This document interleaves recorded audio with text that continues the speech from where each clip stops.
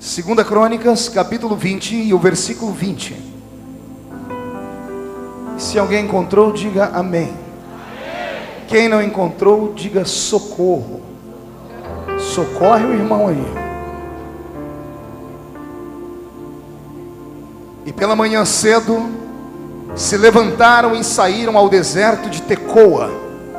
E saindo eles, pôs-se em pé Josafá e disse: ouvi-me, ó Judá, e vós, moradores de Jerusalém, crede no Senhor vosso Deus, e estareis seguros, e crede nos seus profetas, e prosperareis. Ninguém disse amém? Eu vou ler de novo. Crede no Senhor vosso Deus, e estareis seguros, crede nos vossos profetas, e prosperareis. Amém, igreja? Quantos aqui gostariam de ser prósperos? Porque a Bíblia Sagrada diz assim: quando vocês aparecerem na minha presença, diz o Senhor, não apareçam de mãos vazias. Não sou eu que digo, é a palavra. E aí quando você vê alguns crentes prósperos, que tem um carrão, que tem uma casona, vá conhecer a vida dele. Veja o que é que esse crente faz. Ele é dizimista, é ofertante, é sacrificante, ele abençoa. Tudo que ele pode, ele faz, porque ele não é escravo do dinheiro. Jesus Cristo colocou o nome do Deus das finanças. Ele diz que chama Mamon. É um demônio. É um demônio que prende as finanças do povo. É um demônio que conversa com o crente na hora da oferta. Aliás, ele conversa com o crente quando o crente está em casa, abrindo a carteira para separar a semente da oferta. Porque a maioria dos crentes fazem isso. Eles já deixam no bolso separado o que é de Deus. O deles ele coloca bem longe para não ter perigo dele se emocionar e pegar o dinheiro que ele não deve. No livro de Malaquias, logo no primeiro capítulo, lá pelo versículo 14, está escrito assim: se você pode apresentar um animal saudável para Deus, não apresente um animal defeituoso, porque isso é abominação diante de Deus. Eu estou te dando esse ensinamento aqui, e você pode engolir isso de maneira quadrada, porque tem gente que não está engolindo de jeito nenhum. Mas a Bíblia Sagrada diz que você pode fazer depois o clamor por esta oferta. Você pode testar Deus. Fazei prova de mim, diz o Senhor, porque Deus não deve nada a ninguém. Quando eu vejo Jesus Cristo observando os seus discípulos e em certo momento dizendo a eles: ficai em Jerusalém, até que do alto sejais revestidos de poder.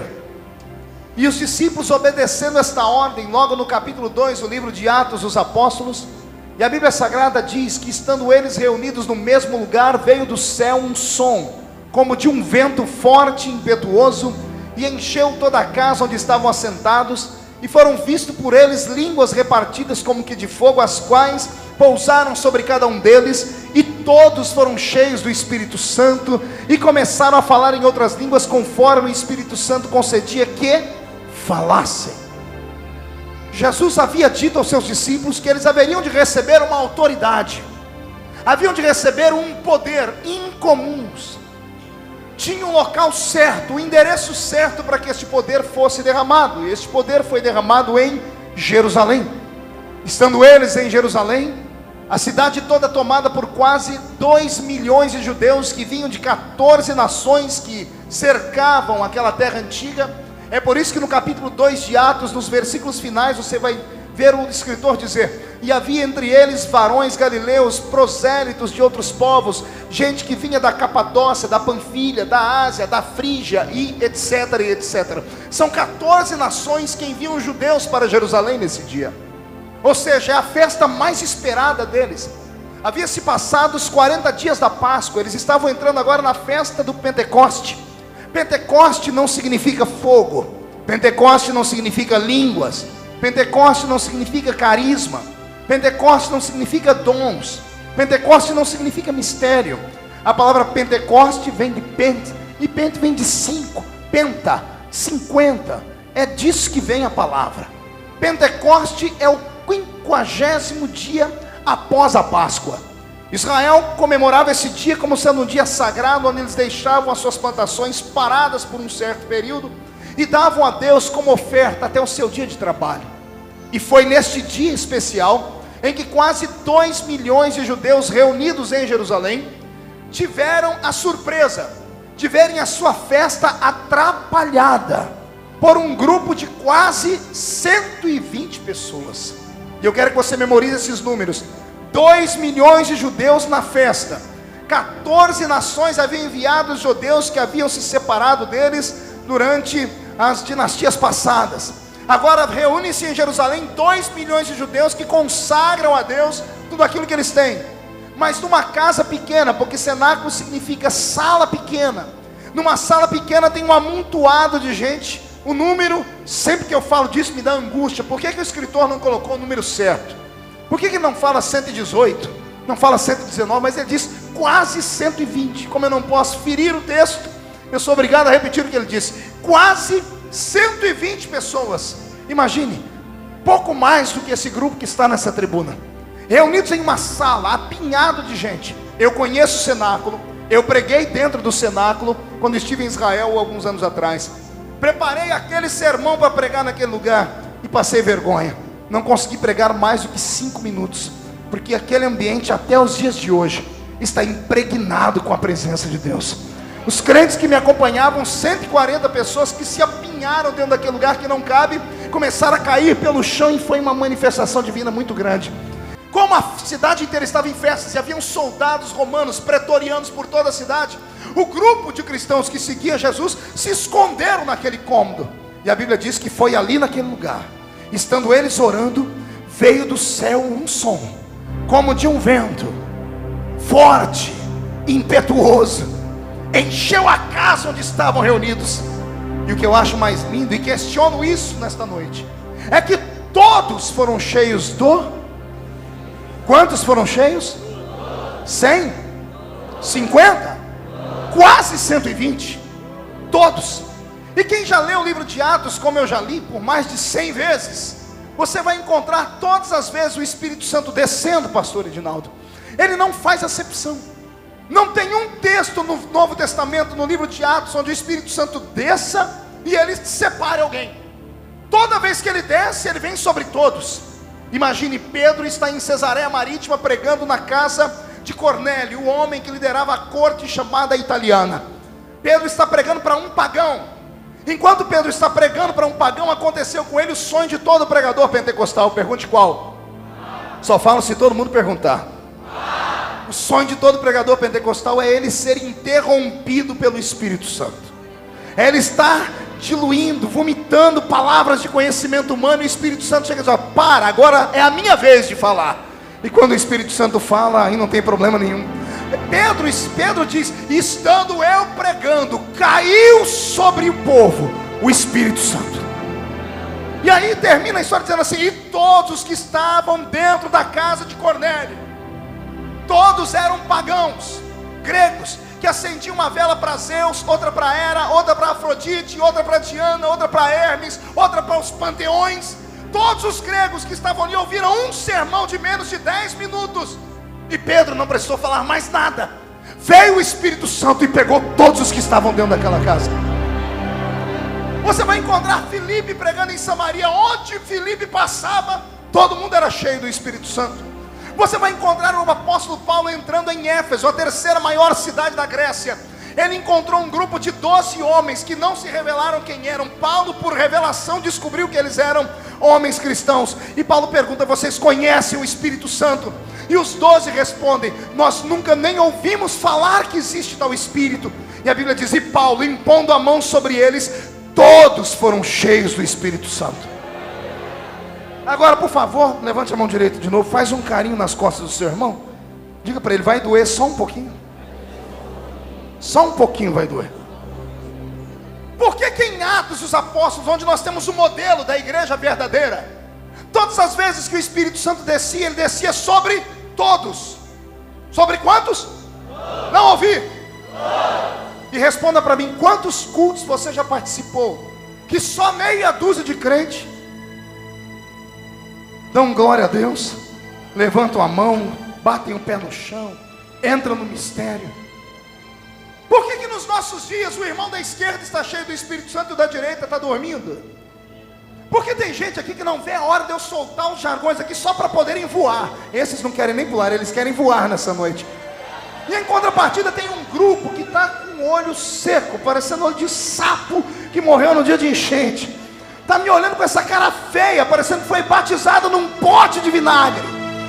Está me olhando aí com essa boca travada, segurei, boca de aço, língua de ferro, queixo de concreto. Por que uns sentem tanto Deus e outros não sentem nada? Porque tem gente que quando Jesus se manifesta no culto, ele se manifesta com graça e ele entra na presença do Senhor, e outros ficam dormindo no mesmo culto. Eu não consigo entender isso, porque toda vez que o Espírito Santo desce aqui nesta palavra, ele pega todos, porque nos nossos dias ele pega só alguns.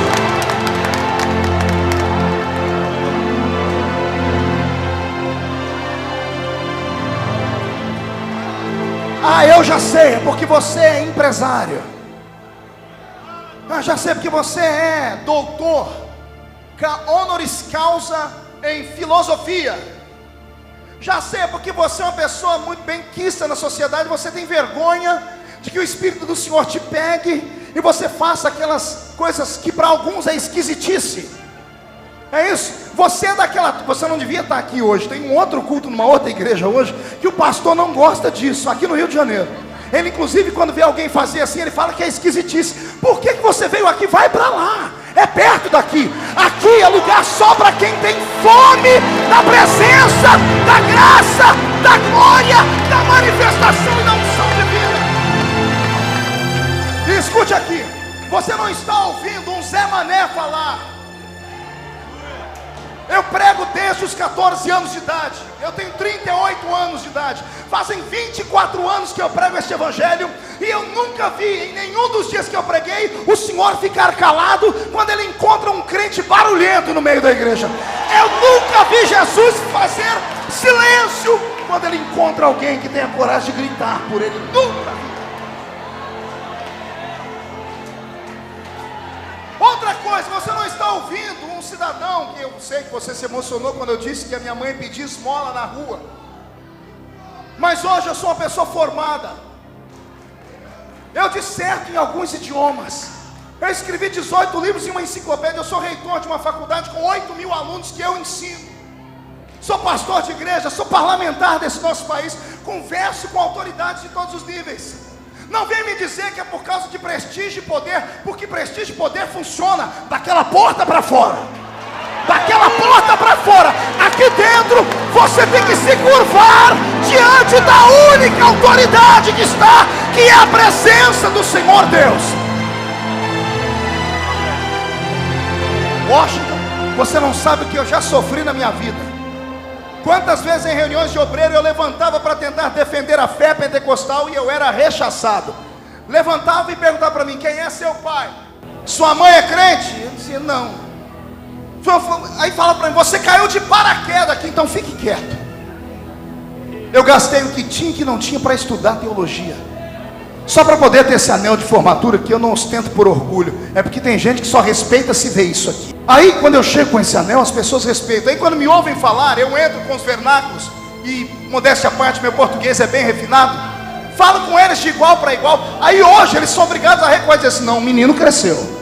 E aí quando eu começo a falar de antropologia e de todas as vias que você possa imaginar, quando eu começo a dissertar sobre os filósofos, quando eu cito, por exemplo, Dostoiévski, quando eu cito qualquer um desses que você possa imaginar, de Platão a Aristóteles, a Sócrates, aí eles falam: não, eles sabem o que está falando. Aí quando eu conquisto a plateia, quando eu já fiz isso várias vezes, aí eu falo para eles: de nada adiantaria tudo isso que eu falei para vocês. O corpo de Adão era igual ao nosso, de carne e osso, mas sem pecado o corpo dele tinha algo divino. Eu vou te mostrar o corpo de Adão no Novo Testamento. Tem um homem caminhando com 3 discípulos. Ele sobe um morro chamado Monte Tabor, e quando ele chega no Monte Tabor, ele diz: fiquem vocês 3 aqui. Aí ele abre os braços e ele começa a brilhar.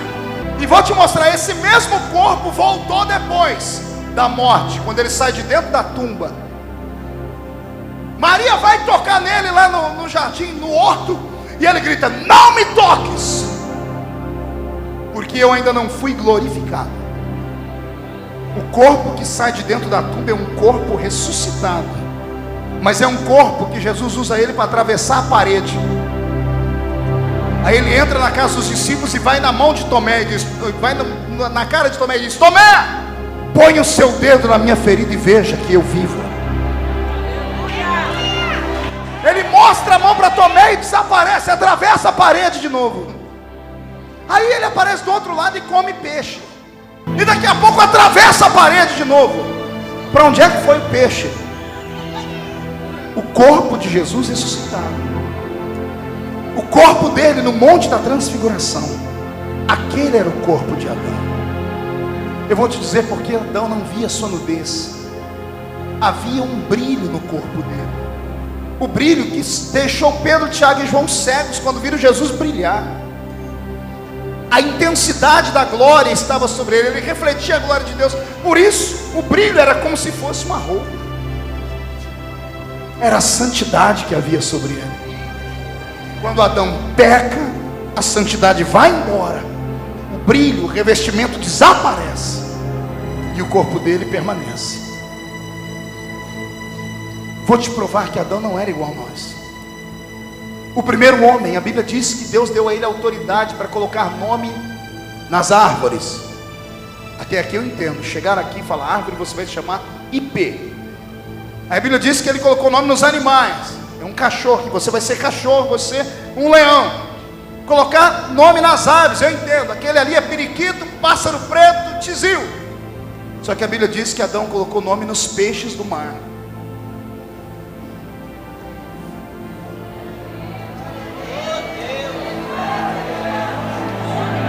De que jeito, Washington? De que jeito que ele colocou nome? Eu não estou afirmando, eu só estou te fazendo pensar. O primeiro homem não podia morrer. Deus disse: o dia que você pecar, você morre. Quer dizer que enquanto ele não pecasse, ele não... Sim ou não? Sim. Se ele não morria, ele podia respirar debaixo d'água?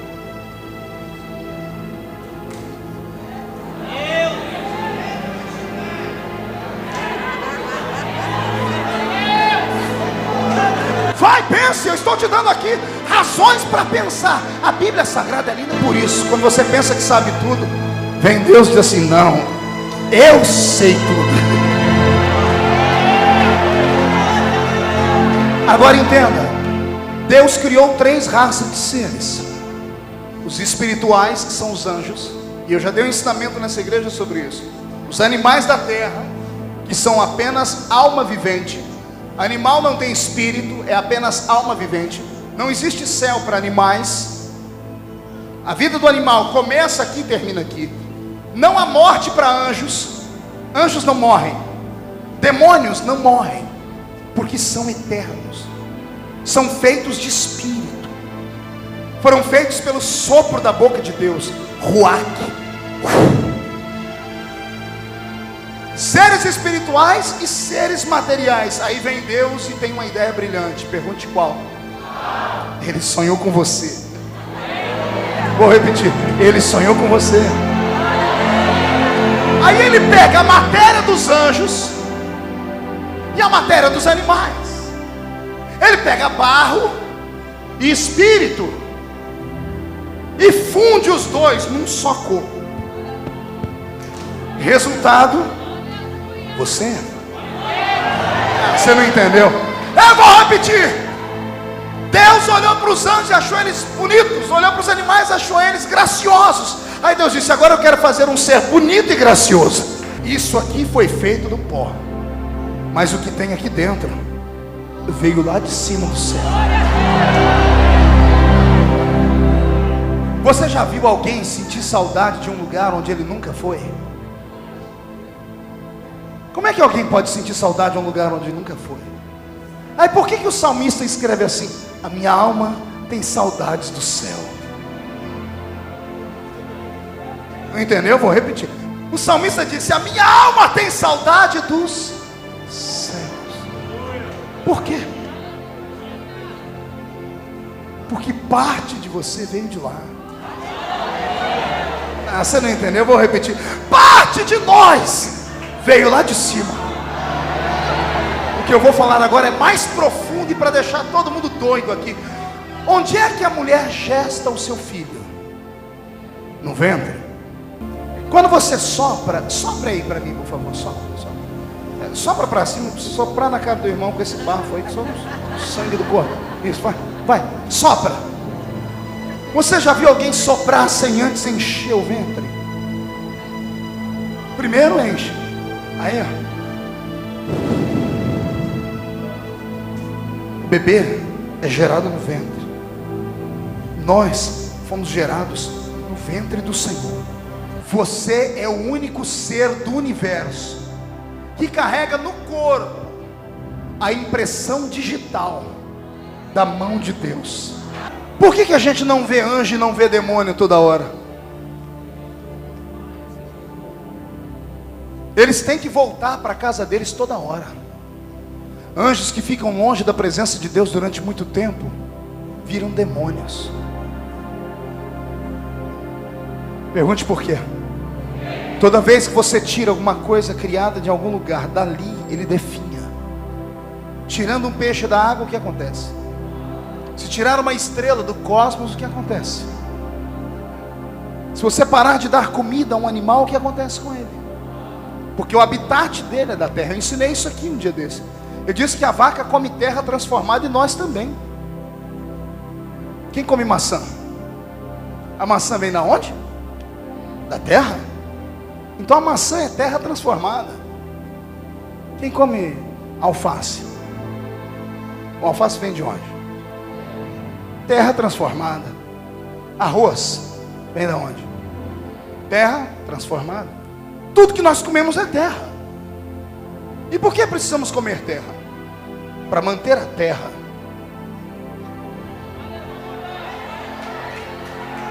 Se parar de entrar terra aqui, a gente morre. Se tirar o peixe da água, porque peixe é água com terra, o peixe morre. Se tirar as estrelas do firmamento, elas desaparecem porque são gases. Tudo que é tirado daquilo que foi criado, desaparece. Os anjos foram criados na presença de Deus. Todas as vezes que eles se afastam de Deus, como aconteceu com Lúcifer e a terça parte dos anjos, não podendo morrer, porque são eternos, eles se transfiguraram de anjos em demônios. Anjos vêm e voltam, porque aqui não é o lugar deles. Você nunca vai ouvir falar que alguém viu um cachorrinho no céu, nem um gatinho. Tem outros animais lá em cima, é bíblico isso. Tem cavalos de fogo, tem outras coisas lá que só pentecostal que acredita, porque está escrito na Bíblia. Tem gente que não acredita, mas a Bíblia fala, Roberto, de carros e cavalos de fogo. Quem separou Elias de Eliseu? Uma carruagem puxada por cavalos de fogo. Geazi saiu, olhou pelos montes e voltou e disse: Eliseu, estamos cercados. Eliseu saiu, olhou os montes e disse: Senhor, abre os olhos do menino para que ele veja que maior são os que estão conosco do que os que estão com ele. Quando Geazi olha pelo alto da montanha, ele diz: Ei, Deus de Israel, eis que vejo cavalos e cavaleiros de fogo. Não estão aqui, estão lá. Não conta para ninguém, são cavalos pentecostais. É só para gente. É só para a turma do mistério. Tem alguém que vai querer dar uma andada no trote desses cavalos aí em cima?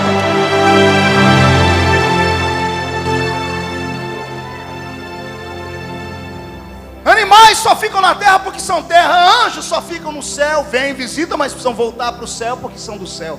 Se ajeita na cadeira, murcha a barriga, estufa o peito, bate aqui no peito, até fazer barulho. Olha para o seu irmão e diga: eu sou o único ser do mundo. Não. Diga: do universo, que vivo bem aqui na terra, e daqui uns dias vou viver bem lá em cima também.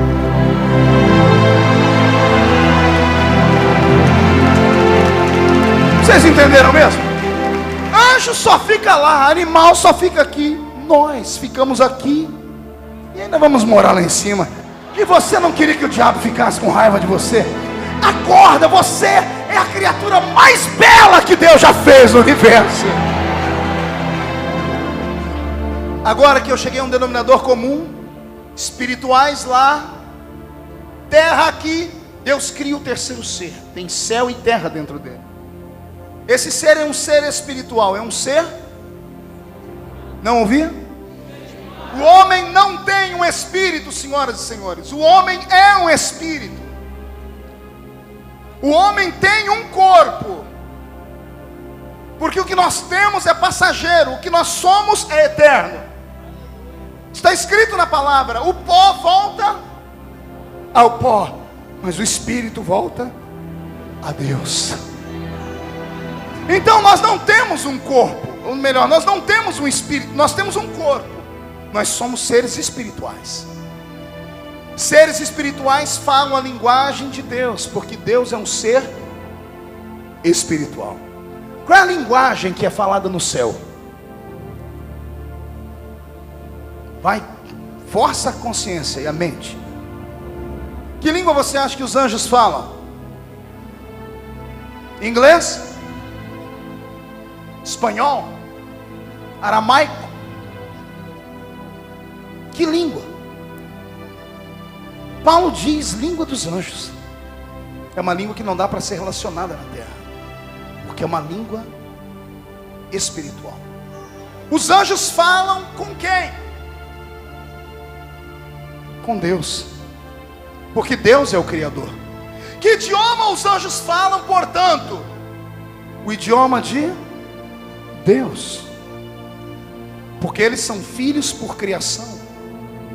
Quando Deus os fez, Deus deu a eles a capacidade de se comunicarem com Ele. Lembra Gabriel descendo e falando para Maria: eu sou Gabriel, que assisto diante de Deus e fui enviado para trazer o recado. Deus conversa com seus anjos no idioma dos anjos. Ou seja, o idioma dos anjos é o idioma de Deus. Aí vem Deus e cria um homem na terra, e dá a ele de presente uma mulher. Só tem 2 seres humanos na terra. Qual é o idioma de Adão e Eva? Na antropologia você vai ouvir os escritores dizerem que a língua mais próxima do homem, depois que ele veio do homem de Neandertal, é a língua sumeriana. Porque entende-se ou subentende-se que o mundo moderno de hoje nasceu na Suméria. Daí o idioma da terra, mas eles estão completamente enganados. Porque se Deus cria um homem aqui na terra, e esse homem é filho... Eu falo português. Tenho 3 filhas que moram comigo. Qual é o idioma que minhas filhas falam? Não ouvi? Como você é inteligente. Deus vem e cria um homem. Ele já tem uma língua com quem ele conversa com seres espirituais. Qual é a língua que Deus conversa com Adão?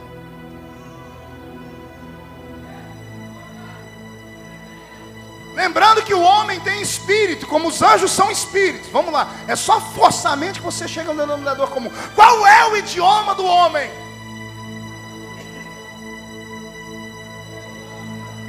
Eu te dou um tempo, pergunta para o seu irmão o que você acha. Vai, me ajuda aí que minha cabeça está fundindo aqui.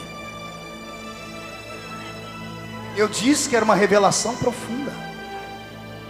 Adão no Éden não falava inglês, sumeriano, japonês, russo, nada. Adão falava na linguagem do céu.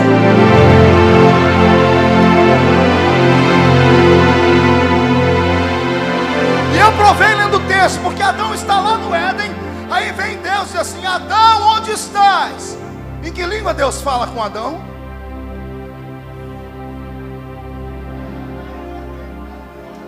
Adão, onde estás? Aí Adão responde: em que língua? Na língua que ele falou com Deus.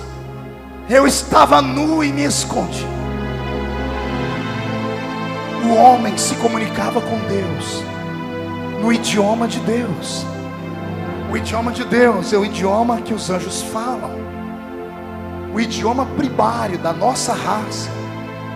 Não são essas línguas que hoje nós falamos. E eu provo biblicamente falando. Após o dilúvio, vem Deus e grita com Noé. Ou melhor, dias antes do dilúvio, Deus diz a Noé: o meu espírito, o meu elo de ligação com o homem, não ficará mais com eles.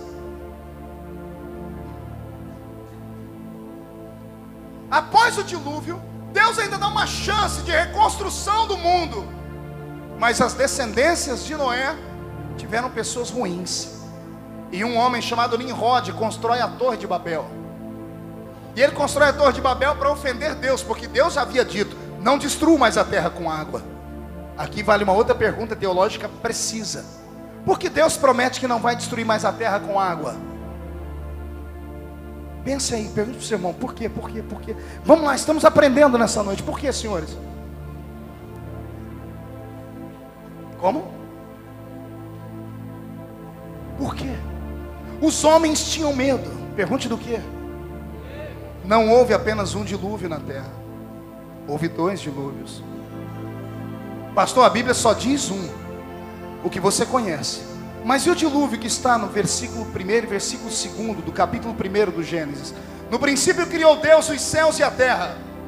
A terra era sem forma e vazia, e o Espírito de Deus habitava sobre a face das... pairava sobre a face das... Qual é a primeira atitude de Deus depois que ele diz: haja luz? E separou Deus a porção seca da porção úmida. O mundo antes de Adão foi destruído com água também. Deus usava água para destruir a raça, tudo que tinha nessa terra. 2 dilúvios aconteceram. Então Deus diz: não haverá um terceiro. Não haverá um terceiro dilúvio. Eu coloco o meu arco no céu. Quando estiver chovendo demais, ao ver o meu arco, eu cesso a torneira. Nimrod vem e diz assim: é conversa fiada. Ele já destruiu 2 vezes, vai destruir de novo. Então ele diz: eia, construamos uma torre.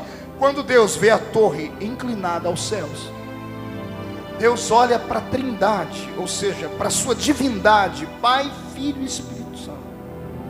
E numa reunião celeste ele diz: eia, desçamos. Eu li com vocês: eia, desçamos, no plural. Pai, Filho e Espírito Santo, desçamos e confundamos a língua dos homens. A palavra confundir no original significa: tiremos deles o poder de falarem conosco, no nosso idioma. Confundir, daremos um nó na mente deles, arrancaremos deles o idioma que eles têm, e que criem eles outros idiomas. Deus disse: o homem não presta para falar mais comigo.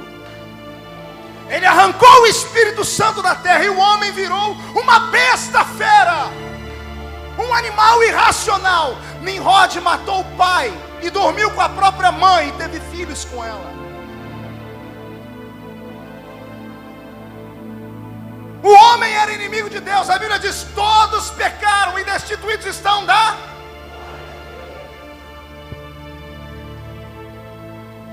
E agora?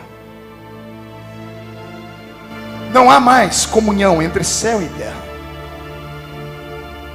Mas lá na eternidade, à direita do Pai se levanta alguém: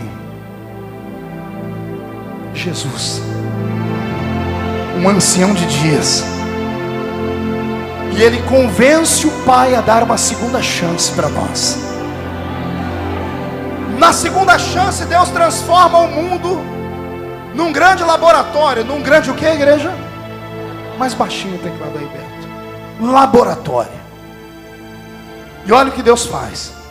Como ele não quer mais papo com a raça humana, ele levanta um homem na Mesopotâmia, da cidade de Ur dos Caldeus, e diz para ele: sai do meio da sua parentela e vai para um lugar onde eu ainda vou te mostrar.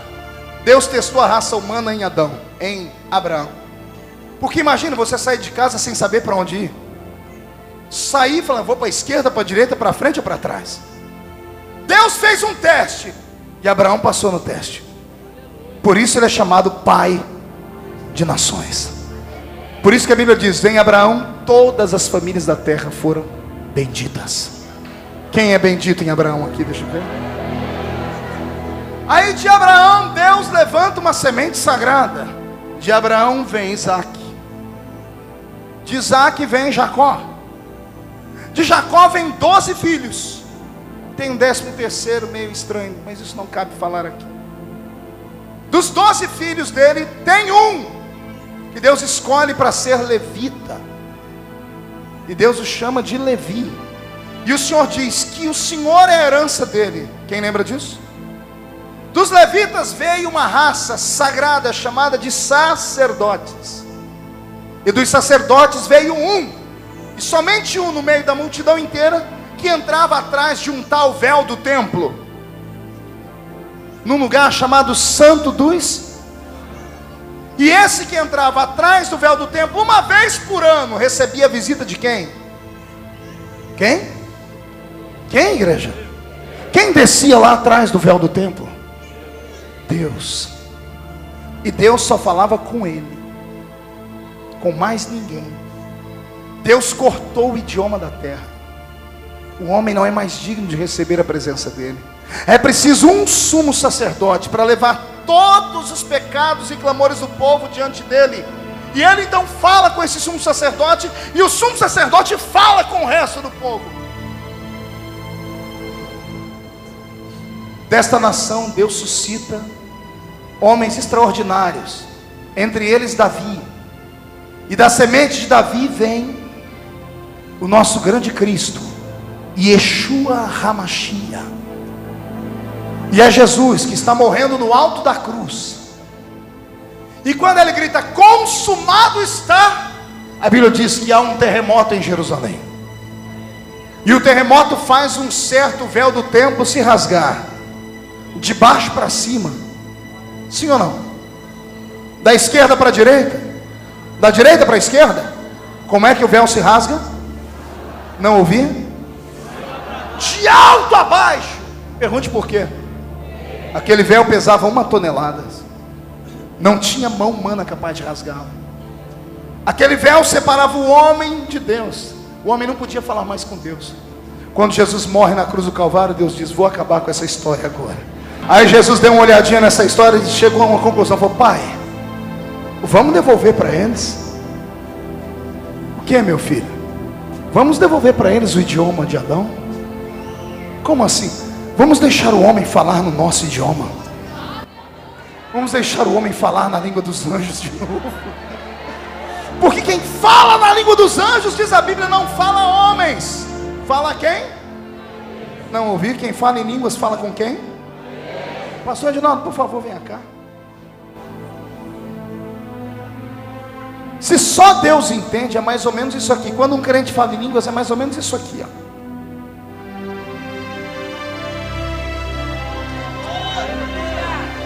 Eu falei de um jeito que só Ele entende.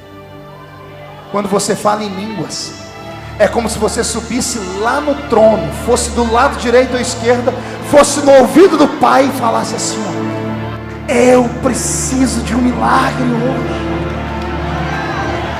Porque ninguém na terra o entende. Por que será que as nossas igrejas desestimularam seus fiéis a buscarem os dons do Espírito? Quando você vê um crente falando em línguas, ele não está apenas usando a glossolalia para se expor, para se manifestar ou para mostrar que é mais espiritual do que os outros. Falar em línguas é uma expressão da sua alma. Aquele que ora em línguas, ele expressa os mistérios da sua alma. Paulo explica assim, olha, quem fala em mistérios, a sua mente fica sem fruto, mas o seu espírito ora bem. Aqui está uma inversão de valores e uma mentira pregada em igrejas. Quem aqui já esteve numa igreja e um cantor foi cantar e disse, enquanto eu canto, os irmãos ficam orando em espírito ou em espírito de oração. Quem já ouviu essa frase? Quando o cantor fala isso, o que é que a igreja faz na hora? Todo mundo abaixa a cabeça e ora. Isso não é orar em espírito. Isso é orar em silêncio. Porque você sabe exatamente o que você está orando. Paulo diz que aquele que fala em línguas, ele não entende o que ele está falando. E o interessante é que Paulo não diz assim, para com isso, senão você fica louco. Ele diz, não, quem ora em línguas, a mente não entende nada, mas o espírito, ele ora bem. Nesta noite, o meu Deus está despertando uma fome nesta multidão aqui. um desejo de você voltar a falar com Deus e buscar as línguas espirituais. Batismo com o Espírito Santo não é sinal de igreja barulhenta, é uma devolução da autoridade que o homem tinha no Éden. Eu profetizo que aquela autoridade que tínhamos no nosso velho pai vai vir para a mão dos homens e mulheres de Caxias nessa noite. Recebe, recebe. Se tem alguém que acredita, recebe agora.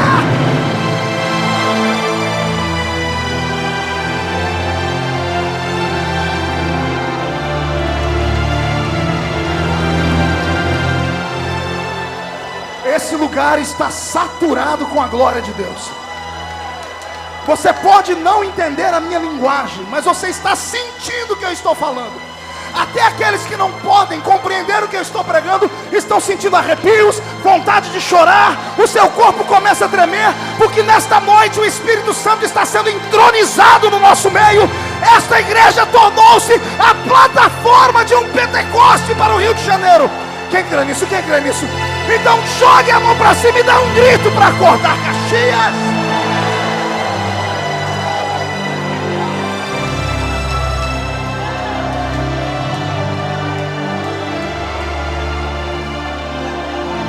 Pastor, por que é que o senhor disse devolução parcial e não total? Porque a devolução total só teremos após o arrebatamento da igreja. Seremos como nosso primeiro pai era, após o arrebatamento da igreja. Por que é que você acha que a Bíblia diz assim: bem-aventurado aqueles que fazem parte da primeira ressurreição? Esta igreja conhece escatologia, você sabe do que eu estou falando? Haverão duas ressurreições. A primeira dar-se-á quando Jesus voltar nas nuvens para buscar a sua igreja. Desta vez que ele vier, ele virá como ladrão da noite. Quando ninguém sabe a que hora de vir o ladrão, senão o pai prepararia uma arapuca para o ladrão. Nessa primeira vinda dele, ele virá e acontecerá um mistério, num abrir e piscar de olhos. 7 milésimos de um segundo. Estarão dois juntos em uma cama, um será tomado e o outro deixado. Dois estarão em um moinho, um será tomado e o outro será deixado. Isso é apenas uma prosopopeia acerca da revelação do arrebatamento da igreja. E para quem não lembra do arrebatamento, a síntese está em Paulo, escrevendo aos Tessalonicenses, quando ele diz: e dada a palavra de ordem, o mesmo Senhor descerá do céu com alarido e voz de arcanjo.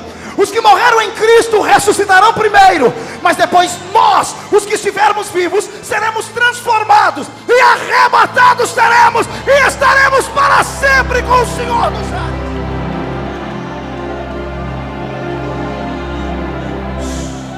Nesse dia haverá a primeira ressurreição. Nesta primeira ressurreição há um presente só para os salvos que morreram em Cristo e os que estiverem vivos. Ambos serão transformados e subirão para um encontro com o Senhor nas nuvens.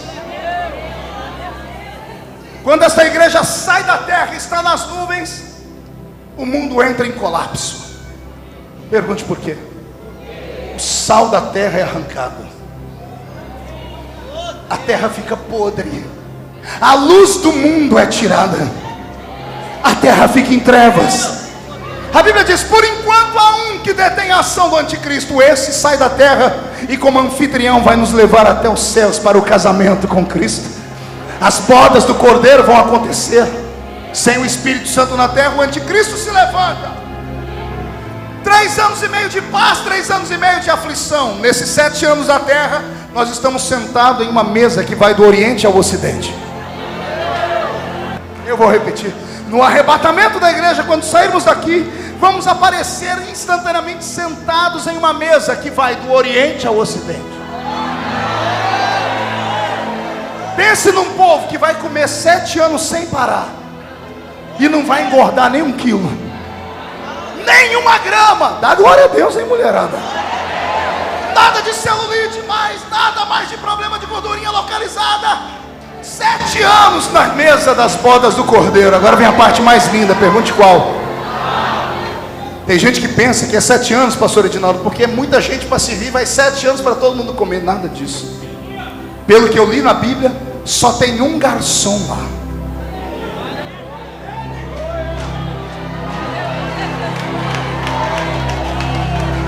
Pense num garçom bonito, cabelos brancos como a lã branca, pés reluzentes como o latão que saíra da fornalha, roupa branca com um cinturão de ouro traçado no meio do seu peito, olhos como chama de fogo, e da sua boca uma espada aguda, dizendo assim: essa é a minha noiva.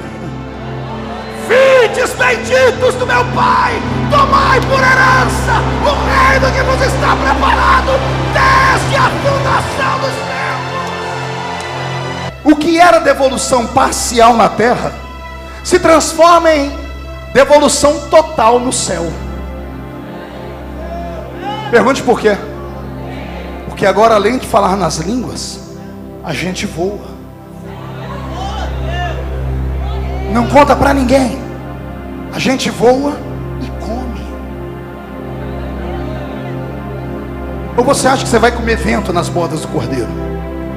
Você acha que você vai beber um líquido invisível? Fumaça? Não. O corpo é ressuscitado. A Bíblia diz que a terra e a água vai ter que dar conta do nosso corpo. Eu fico imaginando os irmãos que hoje estão em cadeiras de roda aqui com amuletos, os que não têm condições de enxergar nem ouvir. Naquele dia tudo estará perfeito. Pernas, braços, olhos, ouvidos, fala. E quando estivermos comendo festa, 7 anos de festa, quando terminarmos de comer lá, aqui embaixo há uma guerra iminente. Israel está cercado por todos os reinos do mundo. No vale de Jezreel, chamado de Vale do Armagedon, Israel, se vendo encurralado, vai gritar para o Messias que eles crucificaram, e vão dizer: ó Messias, nós te crucificamos, mas agora entendemos que tu és a raiz de Davi. Socorre-nos! Quando Israel der um grito aqui embaixo, e todos os povos do mundo com as metralhadoras, armas atômicas apontadas para eles, se você acha que a guerra da Líbia te assustou, você vai ver naquele dia, se você não estiver conosco no céu.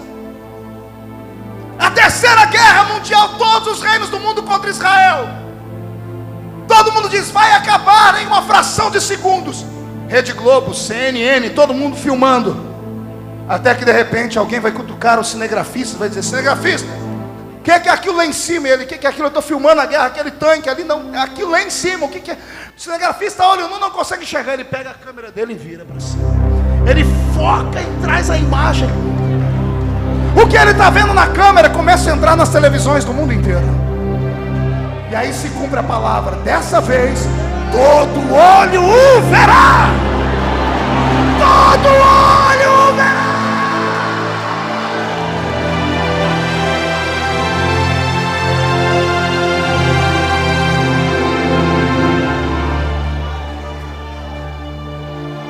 Uns vão dizer: é o Super-Homem. Outros: não, é o Batman. Não, outros: é o Spider-Man.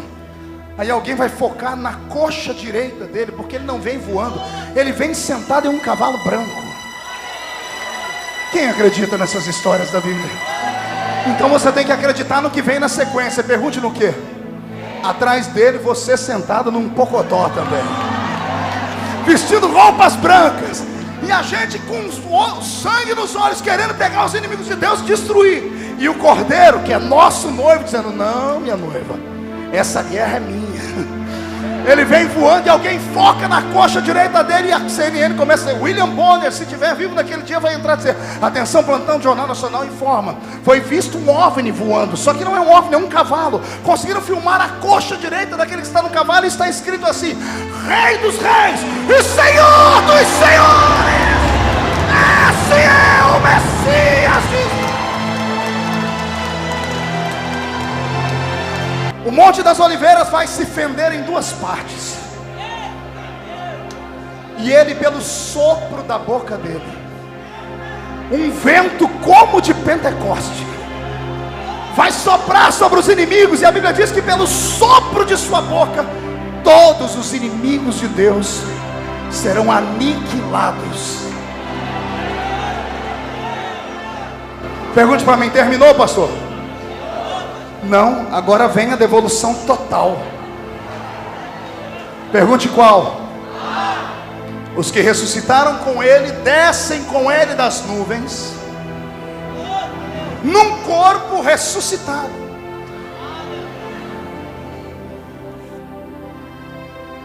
Num corpo que eles acabaram de comer, mas que pode voar. Quando ele tomar posse do mundo, como ele matou os governantes, ele vai dizer: agora vocês vão governar a terra. Durante 1000 anos, Jesus vai governar essa terra. E adivinha? Não, adivinhar é pecado. Imagine quem é que vai ser o futuro presidente dos Estados Unidos da América. Quem vai ser o presidente do Brasil? O chefe do parlamento britânico. O primeiro-ministro do Japão. Você consegue imaginar quem vai ser? Não? Pode ser esse irmão que está do seu lado aí. A Bíblia diz que nós desceremos e governaremos com ele. Não, você não entendeu, eu vou repetir. A igreja que foi arrebatada faz parte da primeira ressurreição. Ela vai, participa das bodas e desce para governar o mundo por 1000 anos. Não teve alegria não? Você está feliz mesmo com aquela casinha pau a pique caindo aos pedaços que você mora? Você está feliz mesmo das pessoas se chamarem de Zé da Cova? Eu estou dizendo que você vai governar esse mundo. Aqueles que hoje te olham de cima para baixo, te humilhando naqueles dias, vão te olhar de baixo para cima e vão dizer: olha quem está governando sobre nós, olha lá, olha lá.